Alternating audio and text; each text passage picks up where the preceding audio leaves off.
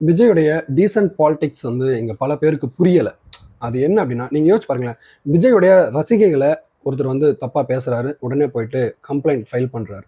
அதே மாரி அவருடைய கட்சிக்கு பிரச்சாரம் பண்றதுக்கு, அதாவது அவருக்கு பிரச்சாரம் பண்றதுக்கு அனுமதி மறுக்குறாங்க. உடனே போயிட்டு கம்ப்ளைண்ட் ஃபைல் பண்றாரு. அவரு நெனச்சிருந்தாருன்னா, ஒரு ஒரு அரசியல் கட்சியா ரோட்ல இறங்கி மக்களோட மக்களா நின்னு போராட்டம் பண்ணியிருக்க முடியும். ஆனா, அவரு அத பண்ண மாட்டாரு. ஏன்னா, அவர் லட்சணம் என்னன்னு நமக்கு தெரியும்.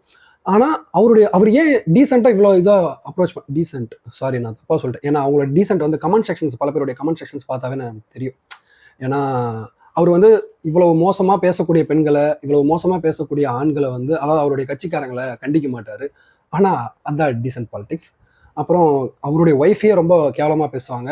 அவங்கள கண்டிக்க மாட்டாங்க. அதான் டீசென்ட் பாலிடிக்ஸ்.